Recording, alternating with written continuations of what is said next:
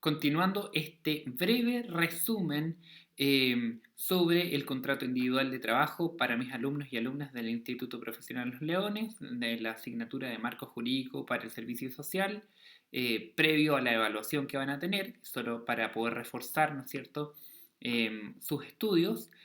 Continuamos entonces con lo que dice relación a la consensualidad y la escrituración del contrato de trabajo. Como ustedes ya saben, el contrato individual se perfecciona por el mero consentimiento o acuerdo de voluntad de las partes sin necesidad de que exista algún tipo de formalidad. Como consecuencia, el contrato es estipulado por cláusulas escritas cuando se redacta el contrato de trabajo, ¿no es cierto? Y cláusulas tácitas también. Habíamos hablado detenidamente en clases sobre las cláusulas tácitas, así que voy a hacer solamente referencia a que consisten en el fondo en estas cláusulas que no están escrituradas y que sin perjuicio de esto consisten en beneficios que en el tiempo, de forma permanente, reiterada o sistemática, se han ido otorgando en razón, ¿no es cierto?, de este vínculo contractual que existe entre empleador y trabajador. Dicho esto, lo importante de destacar acá es justamente que el contrato de trabajo se perfecciona por el acuerdo de voluntades y no requiere entonces de una formalidad. Sin perjuicio de lo anteriormente indicado, sí es relevante especificar de que la ley exige su escrituración, pero para efectos probatorios, o sea, para poder conocer en qué condiciones se contrató, cuáles son, ¿no es cierto?, en el fondo, los contenidos del contrato, como por ejemplo jornada, remuneración, cargo, ¿no es cierto?, funciones y muchas otras que puedan pactar las partes, sean aquellas que están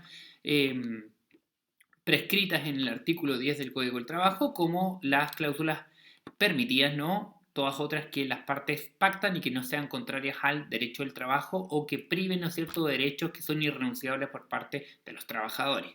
Y esta escrituración, por regla general, tiene un plazo de 15 días para su redacción desde el momento en que se incorpora el trabajador. Sin perjuicio de esto, hay una regla especial en el que el plazo solamente será de 5 días cuando se trate de contratos por obra, trabajo o servicios determinados o la duración del contrato sea inferior a 30 días. Solamente entonces tendrá 5 días desde la incorporación del trabajador, el empleador, para la redacción del contrato de trabajo. El incumplimiento por parte del empleador de esta escrituración implicará la sanción administrativa por parte de la Dirección del Trabajo por medio de multa, ¿no? Y esta multa fluctúa de 1 a 5 UTM. Ahora, se puede dar la figura también de la negación de la firma por parte del trabajador. Esto podría ocurrir eventualmente.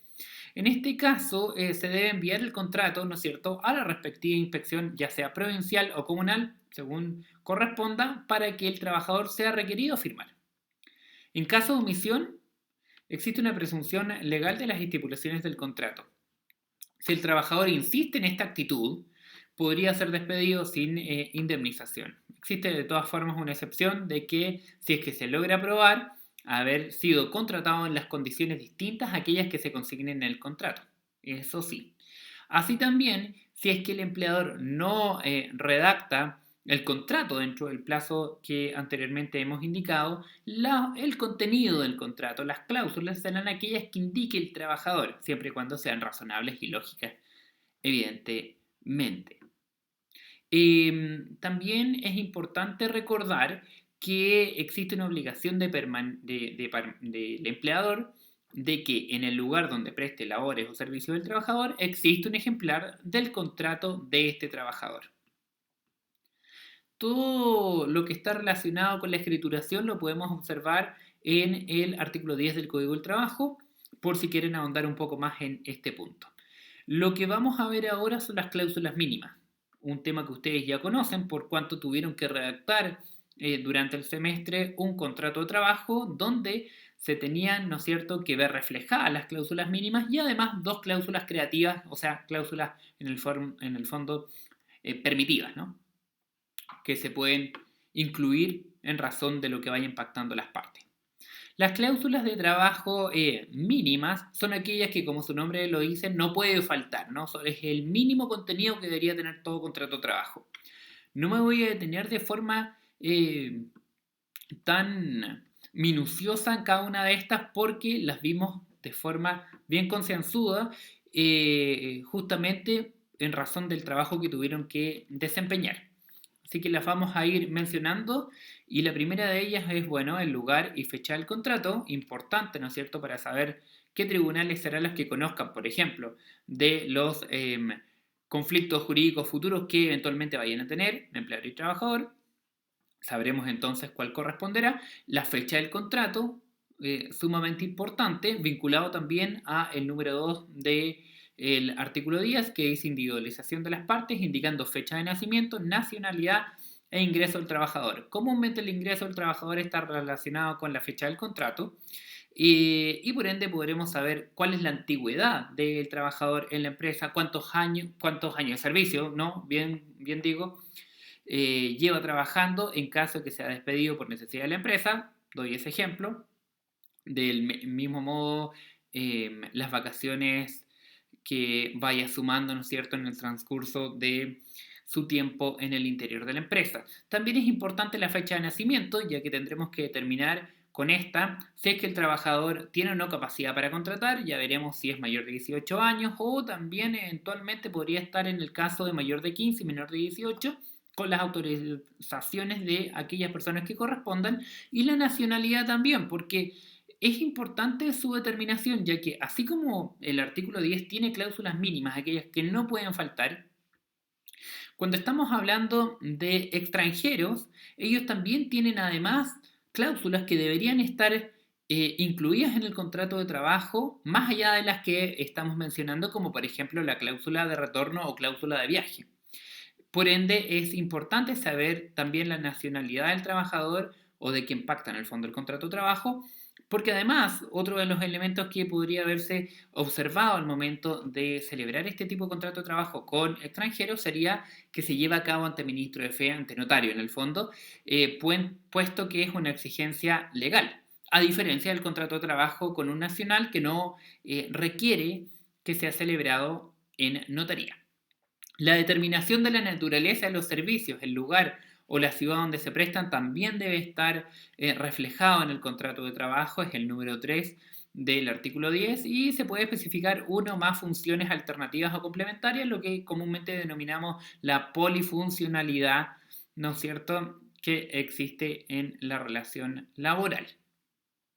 Del mismo modo, se debe observar en el contrato de trabajo el monto, forma y periodo de pago de las remuneraciones. Tenemos que saber en el fondo cómo se pactaron, no pudiendo extenderse por más de 30 días. Las partes pueden pactar que se pague de las modalidades que estimen pertinentes, ¿no es cierto?, en los tiempos que estimen también convenientes, pero sin que sobrepase 30 días. La duración y la distribución de la jornada, salvo que existan turnos, también debe estar especificada en el contrato de trabajo, en alguna de las cláusulas del contrato de trabajo. Cuando tiene turnos, deberíamos entonces remitirnos al reglamento interno, porque deberían constar en el reglamento interno, ¿cierto?, la modalidad de turnos o los tipos de turnos que tienen en el interior de la empresa. Y también debería verse como cláusula mínima el plazo del contrato. ¿Cuánto va a durar el contrato? ¿Será un contrato indefinido que no tiene fecha límite, ¿no? ¿O será tal vez un contrato a plazo fijo? Cuando estamos ante un contrato a plazo fijo, es importante tener en consideración que este no puede exceder de un año, salvo que estemos en presencia de trabajadores que cuenten con título profesional o técnico, y en este caso podría extenderse hasta 2 años, y se podrá renovar, de hecho, una vez en ambos casos. También es importante recordar lo que ya habíamos estudiado en clases, que el contrato a plazo fijo se transforma automáticamente en un contrato indefinido cuando el trabajador continúe prestando funciones o servicios con conocimiento de su empleador aún después de expirado el plazo, lo que quiere decir que aun cuando tenga una fecha de término, esta por sí misma no pone término al contrato, sino que deberá ser previamente informado el trabajador, ¿no es cierto?, de que no se va a perseverar con su contrato. Del mismo modo, va a transformarse en indefinido este contrato a plazo fijo después de una segunda renovación, ¿no es cierto?